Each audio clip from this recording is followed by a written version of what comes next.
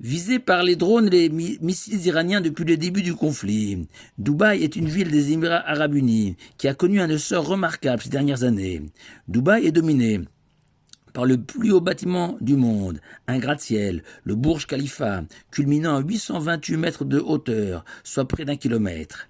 Et à propos du Burj Khalifa, on peut adapter cette parabole tirée de la Chassidut de Breslav. En effet, selon cette allégorie, on raconte qu'un jour, un roi a construit une immense tour, semblable au Burj Khalifa, mais sans y installer d'ascenseur. Puis, ce souverain a défié les meilleurs sportifs de son royaume d'arriver à monter jusqu'au sommet de sa tour. Mais aucun d'entre eux n'y est parvenu, se décourageant au milieu de la montée, jusqu'à ce que se présente un homme pas doté d'un physique de sportif et qui a annoncé au roi que lui, il y parviendrait. Et selon cette parabole, cet homme à chaque étage se décourageait, avec l'envie de renoncer, sauf qu'au bout de quelques instants, il se reprenait en se disant que même s'il n'arriverait pas à atteindre le sommet de la tour, au moins il voudrait poursuivre cette ascension et aller jusqu'au bout de lui-même. Et la miracle, à quelques étages du sommet, il a découvert un ascenseur qui lui a permis sans effort de remporter le défi royal et de se hisser tout en haut de la tour.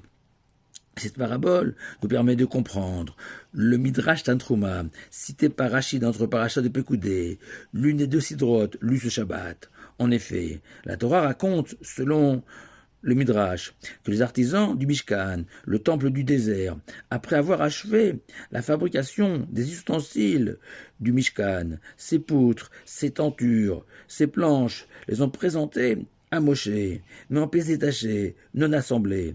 Pourquoi? Car selon le Midrash, les poutres et les planches étaient trop lourdes et aucun ouvrier n'a eu la force de les soulever. Et ce, même s'ils se rassemblaient, s'y mettaient à plusieurs. Et miraculeusement, c'est Moshe notre maître qui lui seul est parvenu à lever ces planches, puis les assembler les unes aux autres et construire le Mishkan. Et le Midrash, s'appuyant sur des nuances des paroles de la Torah, va rajouter le détail importantissime suivant.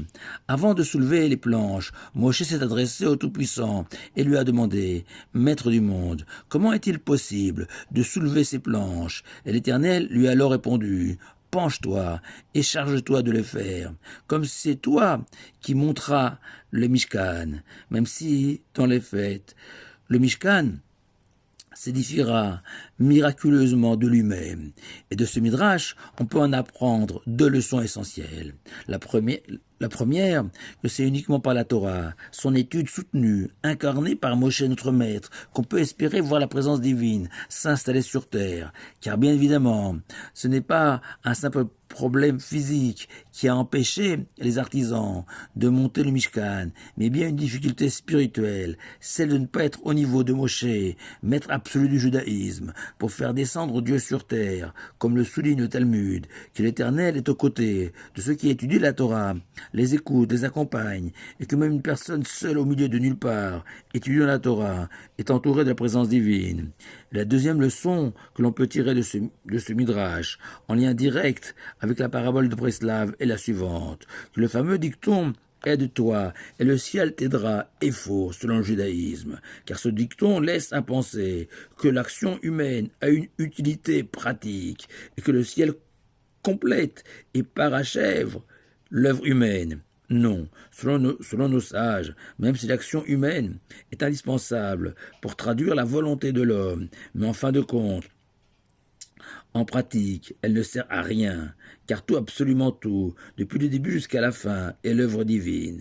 Et c'est ce point essentiel de la foi juive que le fameux Dathan et Aviram, les Isnogoud des enfants d'Israël, n'ont pas compris.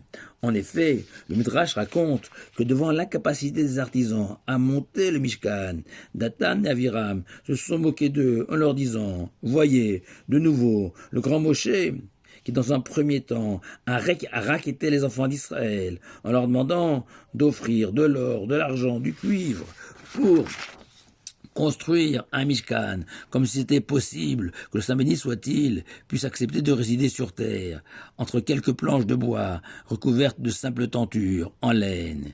Et voilà qu'en plus, on n'est même pas capable de monter ce Mishkan, et encore moins d'y voir Dieu y demeurer. ont persiflé Dathan et Aviram. Et c'est à tous les Dathan et Aviram de l'histoire que Moshe vient répondre, selon le Midrash, en leur disant « Effectivement, je ne suis pas un homme riche et je n'ai rien offert pour la construction du Mishkan. Je ne suis pas non plus un orfèvre ou un ébéniste pour fabriquer les éléments nécessaires au Mishkan, ni même un guerrier capable de protéger ce Mishkan. Mais sachez, Dathan et Aviram, que moi je suis convaincu que par le mérite de la Torah, il est possible de bâtir une résidence pour le Tout-Puissant sur terre, car j'ai cette foi que l'Éternel viendra à ma rencontre et m'élèvera jusqu'à lui, si je le désire vraiment. » En conclusion, au cours de la construction de Burj Khalifa, des émeutes ont éclaté parmi les ouvriers mobilisés sur le chantier devant les conditions de travail et sa difficulté. Dommage pour eux, Moshe n'était pas là pour les aider, et de toute manière, la particularité des constructions de Moshe n'est pas d'approcher le ciel, comme Burj Khalifa, mais bien de l'atteindre. Shabbat Shalom à vous tous.